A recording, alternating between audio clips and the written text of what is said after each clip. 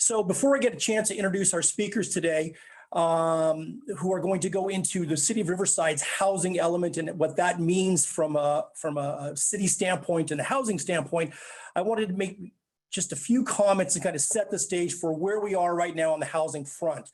As you all know, we work in an industry that is about supply and demand. And right now, there's lots of demand and not a lot of supply. And that's a challenge. And that's not a challenge that's going to go away soon. There are a variety of factors that play into that. But hopefully, over the next year, 2, 3, we can begin to work our way out of this and find some more balance in the market. And what is that going to mean for all of us? Well, hopefully a more stable and prosperous market. Not that it's been bad, it's been a good market. It's just one that's got its own unique characteristics that oftentimes pose challenges. So let me flip over and show a couple of slides on where we are from a housing standpoint in California and the region.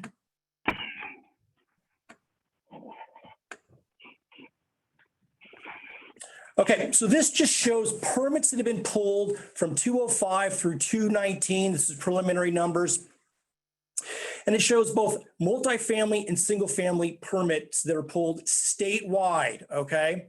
And as you can see back in 05, there were over 200,000 permits that were pulled. That was, of course, the peak of the market, all right? Obviously, 2006, it slowed down. 7, it began to really, the wheels began to come off. And by 08, 9, and 10, you can see we hit the bottom. Now, what's happened since 10 and 11 is we started to finally click up. But what's interesting is this, the market in the jobs market has boomed in California. California has led the nation in job growth the last decade, okay? Led the nation in job growth. However, what we didn't, I shouldn't say led the nation, we outperformed the nation. So we clearly outperformed from a job growth standpoint the rest of the country. The Inland Empire pretty much led California. So not only did California do better than the nation, but Inland Empire did better than most other regions in the entire state. What we didn't see, though, is an uptick in the permits in California. This was recently came out about a month ago, and it showed that they looked at the 30 most active home building regions in the country, and they looked at available lots to build. Okay, Los Angeles and Orange County were last in the 30 metro areas they looked at. In the Inland Empire, which used to be the home building capital of California, was 16th place. So we're not even near where we used to be from a building standpoint, from a lot standpoint, and from a house production standpoint. Another challenge we face in California is just having enough jobs in the construction and labor market. There is a job shortage.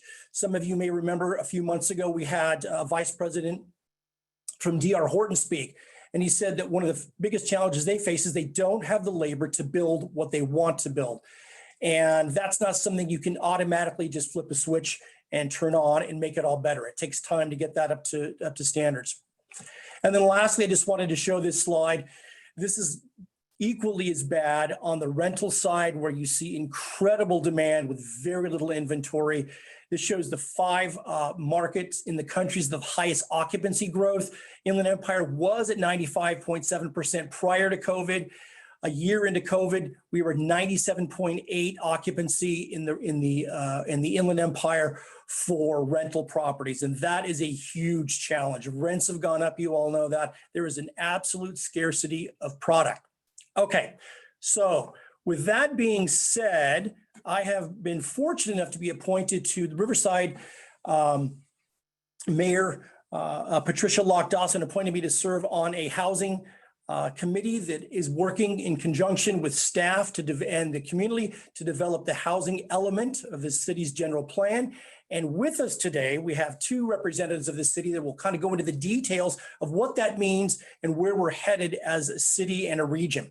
So we have Mary Kopaskie-Brown. She is the city planner for the city of Riverside, and Mr. Matthew Taylor, a senior planner. So with that, I'm going to transition and say, Matthew, welcome here today. And why don't you get us started with your presentation, kind of walk us through where we are with the city and their housing element. Great. Thank you, Mark. And thanks, IVAR and everyone attending today for having us. We're excited to present this project to you. We've been working on this for a long time. I'll go over what the kind of background and the timeline has been on this project, but Mark put it into really good context for all of us, which is that we're sort of in some unprecedented territory housing-wise in the state. It's, our challenges have really come to a head, especially over the last year. We are seeing increasing pressure from the legislative and policy level at the state to respond. So that is exactly what we are doing. Riverside, along with every city and county in the 6-county SCAG region, that's Los Angeles, Ventura, Orange, San Bernardino, Riverside, and Imperial counties, we are all in the process of updating our housing plans to respond to some of the urgencies and conditions that Mark outlined for us. So I'm going to go ahead and share a presentation now. Hopefully everyone can see that okay. This project is, we're calling it phase 1 of a general plan update, which includes the housing and public safety elements of our city's general plan, plus environmental justice policies. I'll explain why those 3 things are all related to each other in a moment. Let's start at the very top level, which is what is the general plan? So the general plan is a city's long-term blueprint for growth and physical development. It is the framework for how we will continue to grow and develop as a city over a long planning horizon. In our case, and this is something that's required by law for every city and county in California to have on the books. General plans get updated every 10 to 20 years or so. Ours was last updated in 2007, comprehensively updated, I should say. And we're coming up on kind of the end of its shelf life in terms of when that plan is intended to plan for, the period that it's intended to cover. Ours, as you can see here, goes through 2025. We call it General Plan 2025. We are planning to embark on a comprehensive overhaul of this document to bring us out through 2045 and beyond. But that is a process that we are hoping to kick off in the next year or so. We are calling this update that we're working on right now phase 1 because it involves just a few pieces of the existing general plan that we have to update in order to meet statutory deadlines that we are required to comply with. The remainder of the general plan update we will be doing in a second phase. So that will be coming up in the next year or so. So stay tuned for that. In any case, any general plans address planning priorities for a huge range of topic areas. These are called elements. So that some of the elements of the general plan include land use, housing, transportation, public services, education, the natural environment and conservation, a whole range of issues that affect the physical growth and development of the city. And each of these elements establishes policies and goals that the city will work toward in order to achieve the vision of the document and of that plan. As I mentioned, we're doing this in a 2-phased approach. So phase 1 includes the housing element, which is the bulk of what we're going to talk about today, the public safety element, and environmental justice policies. The housing element is sort of the 800-pound gorilla in terms of this update. It really drives what we're doing here. So housing elements are updated much more regularly than the rest of the general plan, and that's required by law. So every 8 years is what we call a cycle.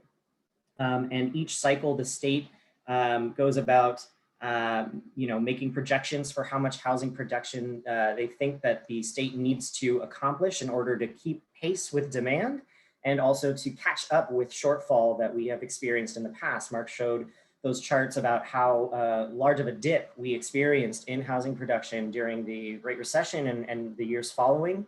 And we're still playing catch up from that in a lot of ways. There has been just a lag in production that's really put a lot of pressure on the supply of housing, which has partly resulted in a lot of the issues that we are seeing in the market today. So part of what the state does when they update the 8-year cycle is they try to account for larger macroeconomic trends like that in updating the state's goals and priorities for housing. So The housing element has to basically make an assessment of where we're currently at with the condition of the housing stock in the city, what our production trends have been like, and then identify where our needs are. It also has to, again, set policies and actions to demonstrate how we're going to meet those needs. And the biggest piece of the housing element, at least from my perspective, is the RHNA. I will get into much more detail about what the RHNA is, but essentially it is the city's fair share of housing production needs for the entire region. And our housing element needs to show in very clear terms, both geographically and from a policy perspective, how we're going to accommodate that RHNA. And the driving factor here is the mandatory statutory deadline for this update of October 15th, 2021. So that is when the current cycle, the 5th cycle, ends, and the 6th cycle, which will run from 2021 to 2029, begins. We need to have the housing element adopted and on the books by that date in order to comply with the law. Similarly, and I'll just touch on these briefly, the public safety element does a similar thing as the housing element, except it's related to hazards, both natural and man-made, includes assessing and identifying risk and setting policies to prepare for, and respond to natural and man-made hazards and the risks associated with them. And there are laws that say when we update our housing element, we must also update our public safety element, which is why the safety element is also part of phase 1. And then finally, environmental justice policies. Environmental justice involves identifying communities within the city that have been historically disproportionately burdened by environmental hazards like pollution and heavy traffic and things of that nature, and also are socioeconomically disadvantaged. Those two things together create what's called an environmental justice community, and we need to identify those and create policies to address the specific challenges that those communities face. And so other laws say that when you update 2 or more elements of your general plan, so in our case, housing and public safety, you must also create environmental justice policies. So that is the 3 legs of the phase 1 update: housing element, public safety element, environmental justice. They're all tied together and they're all driven by that October 15th deadline. So taking a quick step back, this slide just outlines all of the public outreach and stakeholder engagement that we've done so far. So we've had about 9 public meetings, most of them virtually at this point. We are finally beginning to move, into the phase where we can meet in person, which we have actually begun to do. Those meetings are being sponsored by individual council members' offices in the various wards here in the city. So if you're local to Riverside, watch out for some of those events coming up near you, depending on what ward you're based in. But we've developed a really robust kind of stakeholder network, and we've been doing a lot of individual consultations and briefings and sort of meetings like this one, where an organization or a stakeholder group will request that we present to them specifically and hear from them directly. We've done quite a few of those. You can see some examples of the types of groups that we've met with so far. That's really been very critical to making sure that this plan involves as many people as it can in order to reflect kind of the needs and the direction of the community. Okay, so what is RHNA, the Regional Housing Needs Assessment? So this is that process that every 8 years, the state goes through a process for the upcoming planning cycle. As I mentioned, we're ending the 5th cycle, starting on the 6th cycle. And the state is looking at a lot of big trends statewide, including population growth, household formations, employment growth, production trends, unmet production expectations from the past, in addition to expected needs for production to keep pace with demand in the future. And they come up with an overall number that they see as necessary to meet the state's housing needs over the coming cycle.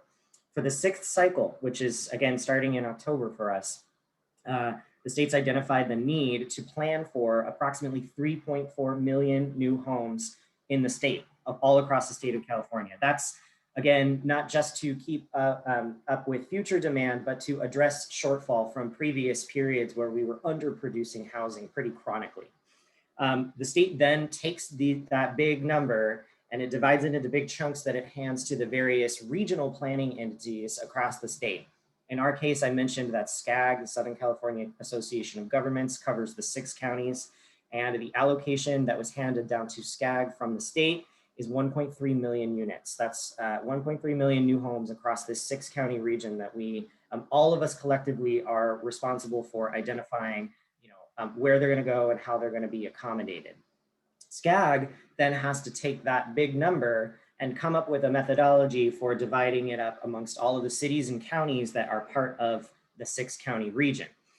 So they look at, what kind of capacity for growth is in your local general plan, what kinds of unique local factors and constraints limit your ability to produce housing. Do you have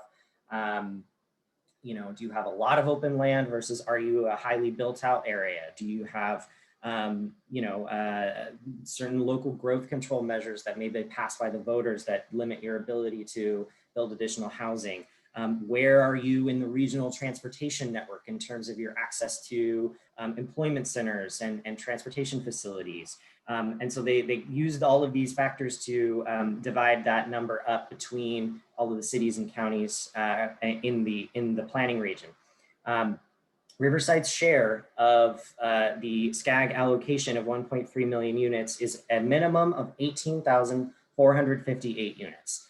That is the city's RHNA allocation for the 6th cycle. And it's important to point out that that is a minimum. It is a floor.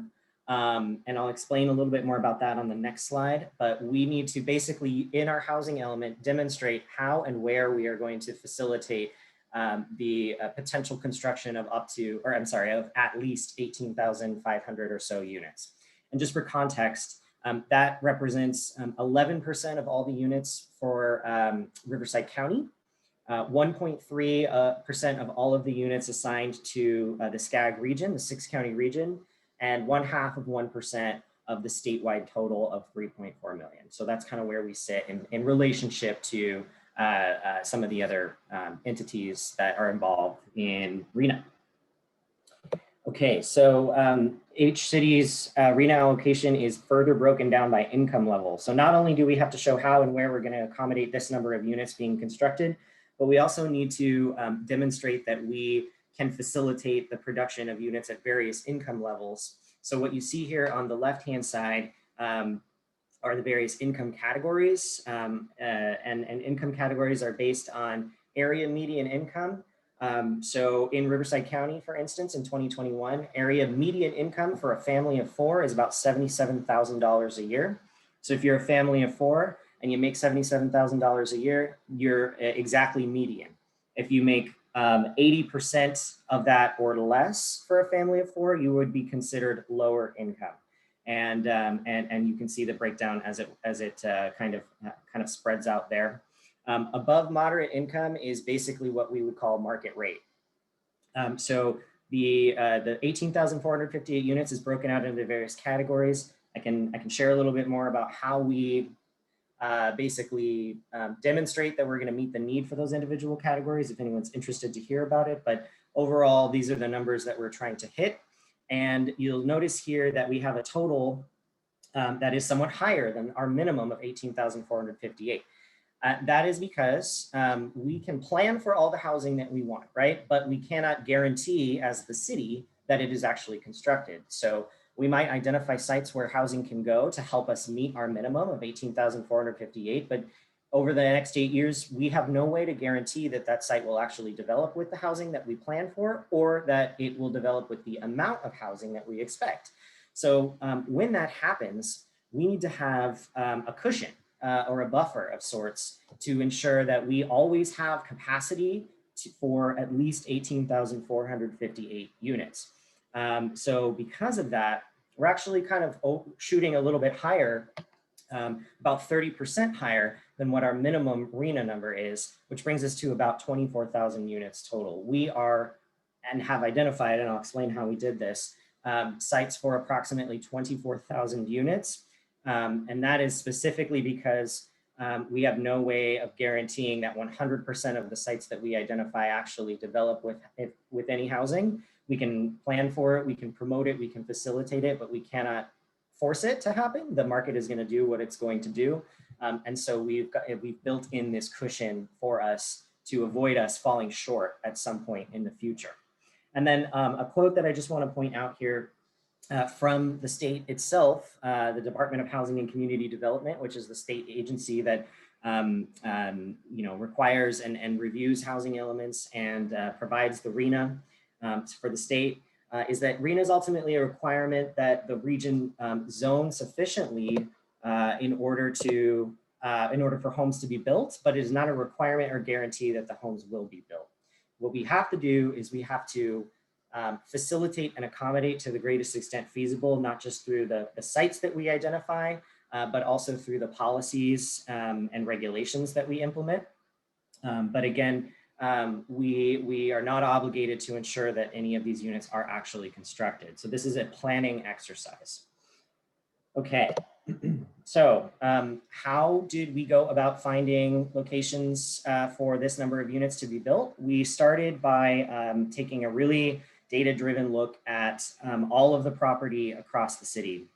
We use assessment records and land use inventories and all kinds of data to identify potential sites that could be good candidates for development. And there's a number of factors that kind of push and pull in what makes a potential site a good candidate. So we looked at how is the site currently used? So is it vacant or partially vacant? That's kind of factor number one. The improvement ratio, which would be the value of improvements on the site to the value of the land. If there's a really low improvement to land value ratio, that is a good indicator that that property could become a candidate for development in the near future. Known market interest in a particular site, that's a big one. If we have sites that we know that developers have been looking at, have been inquiring about, but maybe are not ready to take that leap yet because of some of the uncertainty involved in the planning approval process, then we have included some of those sites as well to try to streamline and facilitate that potential redevelopment. We looked at things like lot size, year built, if there are buildings on the site, and then we looked at, and this is just a summary of a number of the factors that we looked at, but we also looked at where specific strategic opportunities were, like where our high quality transit areas are. That is in the city of Riverside is essentially the Magnolia Avenue, Market Street, and University Avenue corridor. Where are opportunities to facilitate infill and missing middle housing? So missing middle housing is a plannery term that basically means a type of housing development that's somewhere between a single family home and a large apartment building. It was at one time a very common type of property development, and it has become pretty rare and in a lot of cases not legal to build any longer because of our zoning laws. So we're looking at ways that we can try to facilitate that as a strategy to promote additional housing. And then also accessory dwelling units, which are becoming quite popular these days, strategies that we might use to use those types of things to help us meet our goals. We also had to take a look at constraints. So there are certain areas of the city that for one reason or another are not good candidates for additional housing construction. This map that you see here shows kind of the biggest factors that we looked at in terms of constraints, sort of all laid on top of each other.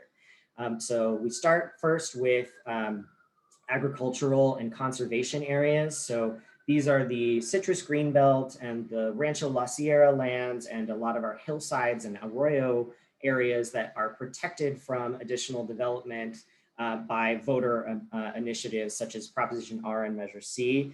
Those are immediately off the table. We can't change the zoning there. We can't facilitate additional development there beyond what the zoning already allows. So we didn't look at them at all. The next thing that we looked at was we have several airports in the area, and airports have zones around them where development is restricted in order to ensure safety for people on the ground and the ongoing, the ongoing feasibility of airport operations. Is it going to continue to be a successful airport based on what's around it? And those are shown in kind of bright greens and oranges here. Those areas are restricted in one way or another for additional residential development. So we couldn't look in some of those areas. You'll notice a huge portion of the southwest area of the city is covered by the influence zone of March Air Reserve Base. That's a huge economic driver in the region. We want to be very careful not to jeopardize future operations at that airport.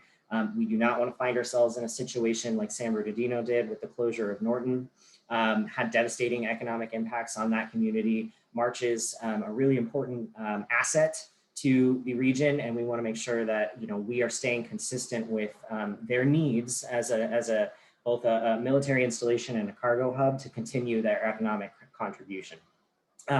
You can also see in red here, we have fire hazard severity zones. As I'm sure many of you are aware, homeowners insurance is increasingly difficult to come by in these types of zones, and state requirements for building in these areas are becoming increasingly more stringent. In fact, I would not be surprised if we see a day in the near future where building in the most severe fire risk zones in the state becomes essentially prohibited at the state level, although that is not necessarily a factor now. You could see a case where things head in that direction. So we want to make sure that we steer clear of those types of areas. And then finally, we have flood risk as well. Those are shown in blue here, the 100-year and 500-year floodplains. All of these things kind of laid on top of each other, kind of funneled where we would be looking for potential housing development sites across the city. And so after all of this analysis and this data crunching had been done, we came up with a huge list of potential sites where this could be, where our RENA obligation could potentially be met. This represents all kinds of different properties, from vacant land to distressed commercial properties to older industrial. The initial list that we came up with included about 2,300 acres and about 1,600 parcels, individual parcels of land across the city. This was way too much. We knew that we did not need this much, but we wanted to make sure that we were surfacing all of the potential candidates so that we could then take a methodical, closer look at these to try to figure out where the best sites were to accommodate the future housing development, in a variety of ways. So the way that we did that was we looked at a couple of scenarios. I'll talk about the scenarios that we looked at, but really what we're looking for are a combination of factors that make sites not only a good, from a planning perspective, a good location to add additional housing, but also from a market perspective, a realistic development potential. So in the past, cities would sort of sidestep meeting their RENA obligation by identifying sites that may look good on paper, but have no realistic potential of ever developing with housing. So they could say, look, we found sites for our RENA, check the box, and they don't actually have to really do anything. We can't really get away with that anymore. We need to prove to the state that the sites that we've identified have a realistic chance of actually being developed within the near term with housing. So that's kind of the highest level factor that we're working with. We're also looking at things from a policy perspective of, we want to put people where the stuff is.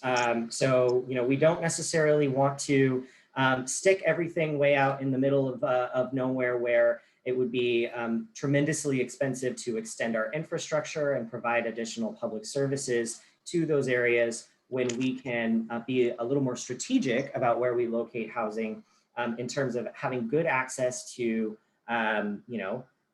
transportation, jobs, shopping, schools, parks, public amenities, all the things that people need in their daily lives, making sure that the sites that we're identifying are located in good proximity to and with good access to those things. So with all that in mind, we came up with a couple of scenarios to look at how we might use those 2,300 acres that we initially came up with to narrow them down to make sure that we can get enough sites that we can meet our goal of 24,000 units, but not necessarily overdo it. Right, so one of the things that we looked at was business as usual. That's no changes to anything. We just came up with a list of sites and said, okay, what is the development potential of these sites as they are currently zoned? A lot of the sites that we identified don't currently allow any housing to be built at all. So one of the things we'll have to look at doing is changing the zoning on the sites that we have identified in order to allow housing development, things like that.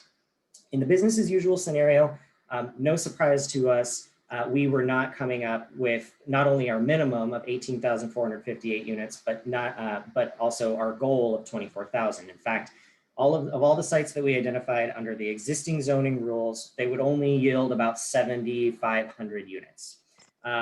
So we needed then to look at how we might change our zoning rules in order to facilitate more housing development on sites where it's not necessarily currently allowed. So to do that, we looked at two scenarios, one being dispersed growth, that's spreading more of the potential new development out over a wider area of the city. It would affect more sites, but with potentially lower density, lower intensity development. So you would see more change in more places, but at potentially lower scales.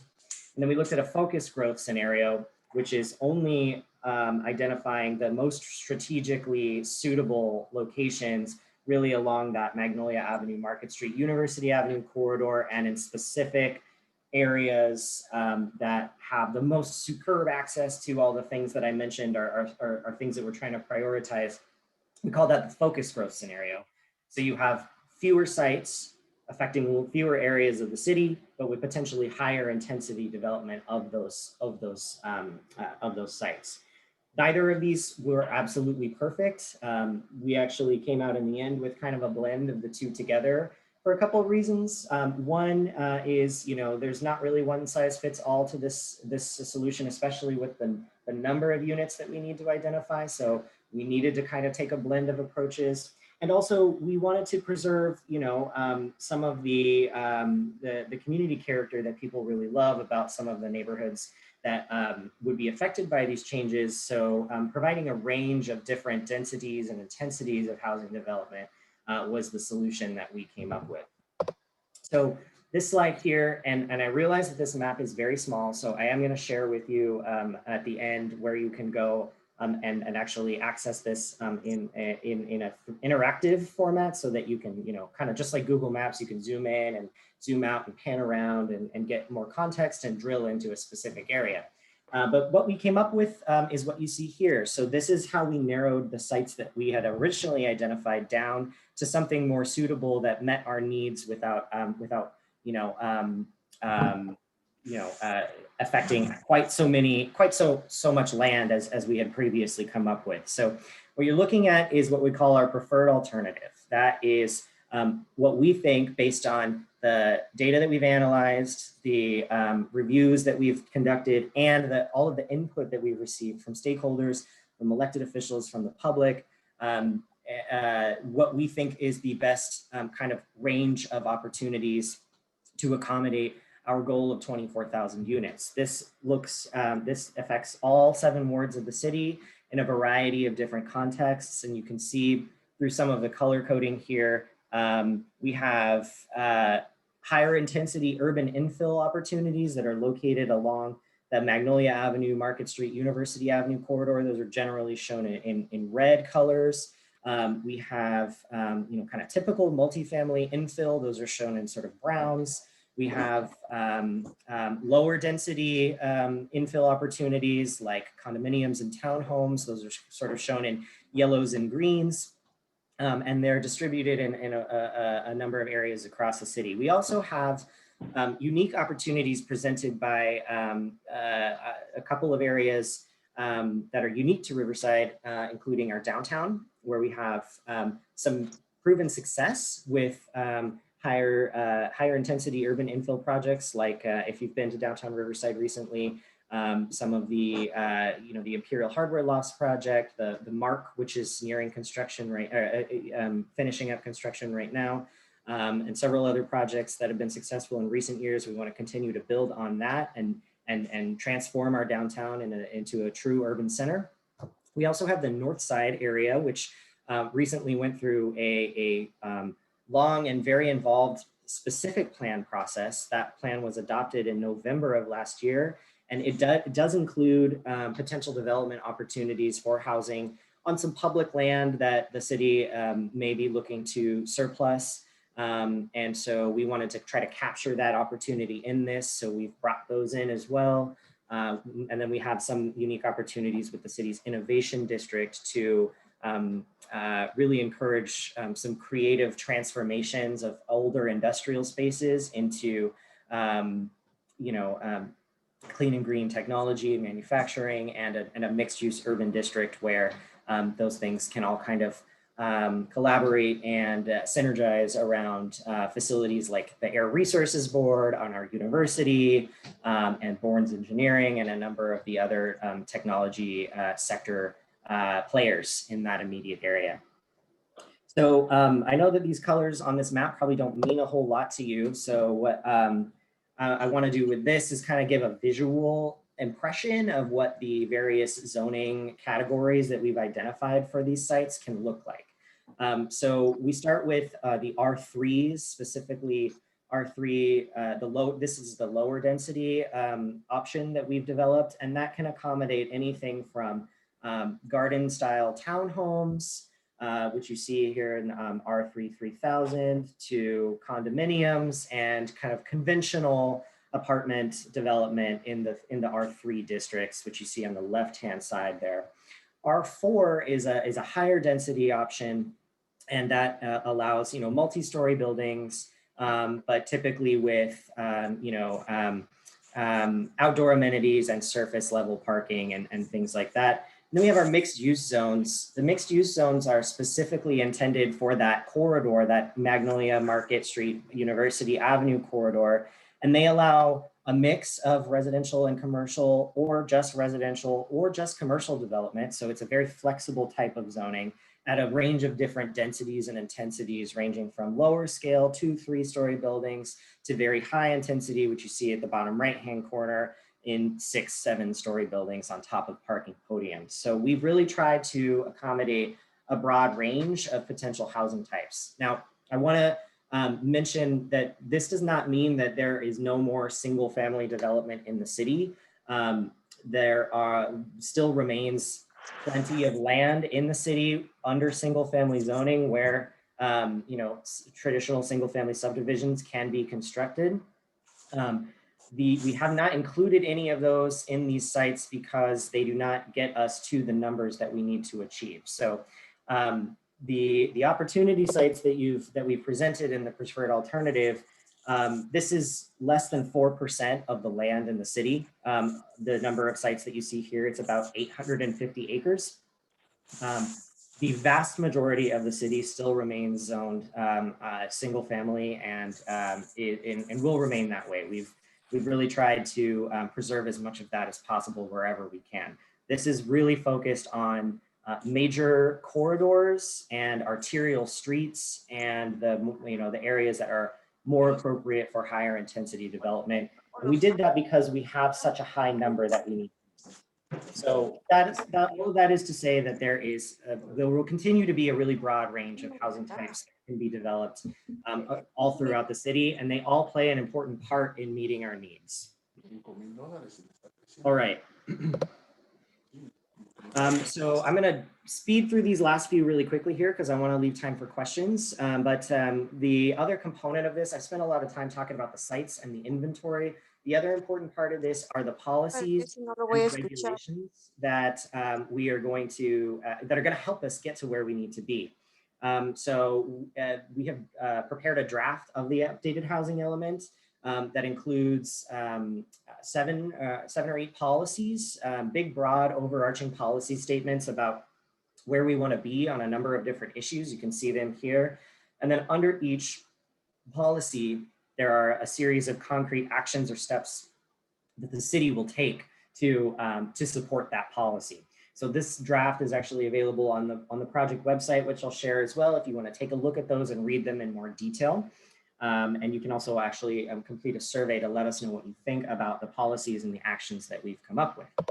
Similarly, for the public safety element, we have several policy areas that we have developed through stakeholder input and through consultation with city departments and other agencies who are responsible for carrying out public safety activities in the city. And these relate to a broad range of areas, from natural hazards like fires and earthquakes to transportation like railroad crossings and airport operations, to provision of emergency services, responding to pandemics, addressing homelessness, and climate adaptation and resiliency, and how we're going to adapt to a potentially much warmer, drier future in the Inland Empire. So all of these policies and actions are in the public safety element. And then similarly, although slightly different, the environmental justice component is not a separate element or chapter of the general plan. It's actually some changes to each of the existing chapters of the general plan to add a couple of policies related to environmental justice, addressing historic disproportionate burdens with pollution and poor health outcomes and socioeconomic outcomes in environmental justice communities, and how we're going to address concerns related to each of these specific general plan topic areas, which you can see here. So that is the policy piece of this, and I'm happy to talk more about any of that if you'd like to. But really quickly before I wrap up here, just the overall project timeline. So we are in July. We are coming up on the end of this project very, very quickly. Right now, the State Department of Housing and Community Development is reviewing our draft housing element. They have to review it and make sure that it meets the requirements of the law and their guidelines before we can bring it to our city council to have it adopted. We are also in the process of preparing an environmental impact report. We have to do this, it's required by law. And that is a huge effort that is coming up on a major milestone here. We are expecting to actually release the draft environmental impact report for public review next week. So if anyone is interested in reading about 2,000 pages of environmental analysis, let me know. Being a little facetious there, we will take public comment on that document and the issues that it looks like for a 45-day period ending the end of August. The next major piece of this is to bring it to the City Planning Commission, and then finally to the City Council for formal consideration and adoption. And that has to happen again by October 15th. So we are really pushing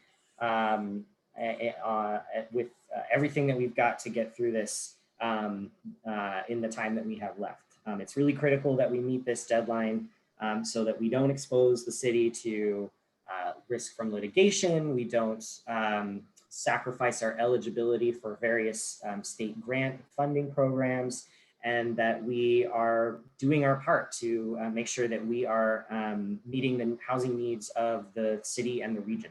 Housing is a regional issue. It can't be limited to just your city's boundaries. So it really does take a regional effort to make sure that we're doing everything that we can. Okay, so I mentioned a website and a couple of maps and other things. All of that can be found at this webpage here, riversideca.gov/housing update.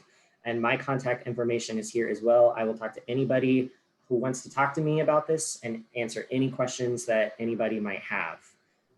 So with that, thanks for your time, and I'm happy to take any questions. Great. Matthew, thank you so much, Matthew. Matthew, will you make this presentation available to me and we can post it on our website? Absolutely, yep. Fantastic, great. If anybody has any questions for Matthew, you can actually hop on the chat function and type away.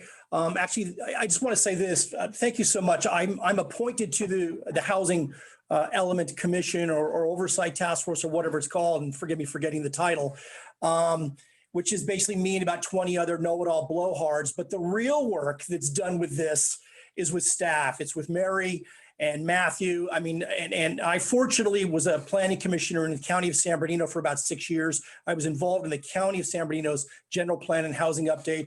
It's a lot of work invested, a lot of work with the communities, and staff works tirelessly to get this through. It is not something they do because they necessarily love it, although we all do, but it's the law and we have to go through this process.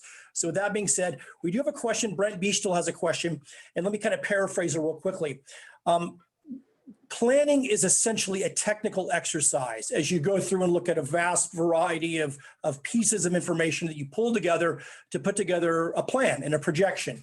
So as you've gone through this process, looking at housing, what is the city doing, or is there any way to look at the building process and in reaching out to builders and getting a feel for what is more real or less real relative to construction and what might be built over the next 8 years, which is this cycle's term?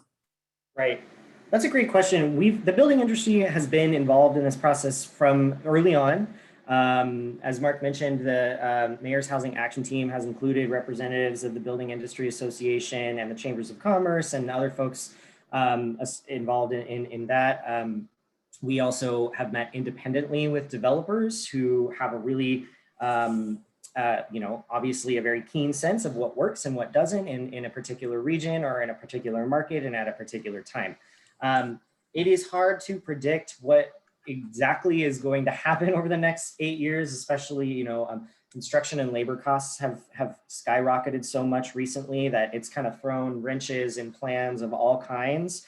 There is only so much that we can do about those variables, but what we can try to do is improve transparency and certainty. So one of the things that can really help facilitate the amount of building that needs to be done is to have a really clear process and a really clear timeline and set of expectations for how to get a project approved and how to get construction going. Uncertainty kills projects. And so one of our policy pieces is to continue to improve our regulations in order to make it to streamline things as much as possible for the development community, because we are going to rely on them to meet these numbers. The city doesn't build housing. We only allow for it. We have to rely on the private market to do this. And so one of the ways that we can do that is to streamline our processes and our regulations to encourage it. We can also look at things like, cost. One of the things that every city and jurisdiction, or mostly every city and jurisdiction, do is assess impact fees on new development. That helps pay for essential public services that the development requires to serve it. But these fees can be prohibitive. So we want to make sure that we're looking at right sizing those things. So studying what the right amount is and what a true fair share is for development in order to make sure that, we're not pushing more of the cost of providing essential public services onto new development. Those are just a couple of examples of the sort of policy things that we can pair with the sites that we've identified to try to facilitate the amount of construction that needs to happen, because it is a lot. Great. This is another question from Brent. He's basically talking about the NIMBY issue and the challenge of building anything in any city, because the natural reaction in any community is no. I mean, they don't want change. They view an increased population or an additional lane on a street as a problem, as just one more element of why they don't want change. Can you maybe identify a project that the city did approve that may have met some city resistance and something you may have done to kind of address that and maybe mitigate some of the community's concerns? Because I know for a fact, and I was in the Planning Commission years ago, there wasn't a single project that came before the Planning Commission that the majority of the people that showed up at a Planning Commission meeting were against it. It didn't matter what it was. Could have been one guy building a house. Most people are against anything. Yeah, I mean, that's definitely a real issue. In Riverside in particular, we tend to be kind of viewed as on the more pro-growth side of things, but that does not mean that we don't encounter this kind of resistance on a pretty regular basis. One thing that I like to remind people about as often as I can is that, look, somebody probably hated your house when it was built too. But the important thing to remember is that not responding to the challenges that we are faced with is going to be far more affecting to our communities in a negative sense than new construction will be. We will continue to see things like brain drain, overcrowding, homelessness, new graduates from our colleges and universities that can't find a place to live, and so they take off for, Austin or Boise, right? All of these things are going to continue to get worse if we don't plan for the future and catch up with what we failed to do in the past. So another thing too that's important to remember is the human aspect of it. We're talking about our future homeowners, our future families, our future doctors, teachers, firefighters, realtors, all of the folks who are going to need to participate in our society in the future. And in order to do that, they need to have a place to live. And so it is incumbent on all of us to make sure that we are planning appropriately and sufficiently for that future. Amen. I agree. We got maybe another couple minutes here. I do have another question from Brent, and boy, he's been active on the chat line. Brent's asking about the senior project on Central. Do you have any information on that project or status? Mary, are you on the line? Do you want to take this one? Sure. So I don't really want to get into the specifics of the project, if that's okay, because I don't want to play it out in the media the way that it's been being played out. But there are two parts of it. The first is that it is an opportunity site in our housing element. So it will be, staff is proposing, it is being evaluated as part of our environmental process as an opportunity site. Eventually that'll be up to council, as will every other site that we're proposing to city council. They can remove any of those sites if they choose. The second part is there is an entitlement process ongoing right now, and it is a 44 unit for sale senior condo project. We're still in the evaluation phase on that, so it hasn't been set for planning commission. It will have to go to planning commission because it's a tract map, because they are for sale units. Very good. Thank you. Are there any other questions for our speakers today? I don't see any other chat room comments or questions. I do want to thank both Mary and Matthew for making time to come here today to kind of work with us and kind of share with us some information. Matthew, I'll definitely follow up with you and get a copy of this, and we'll have it on our website along with the video of today's meeting. So with that being said, we are basically done here. Our next meeting will be a Zoom meeting, maybe our last Zoom meeting in this format before we go back to live. And that'll be August 4th. We have CAR attorney Gov Hutchinson as our speaker. Gov is fantastic. If you've seen him before, you will enjoy his presentation as always. With that being said, I want to thank everybody for being here today. Your participation is always essential and valued. Have a great day, have a great week, and hope to see you again real soon. Take care. Thank you, everyone. Bye-bye. Thank you. Bye-bye. Thank you.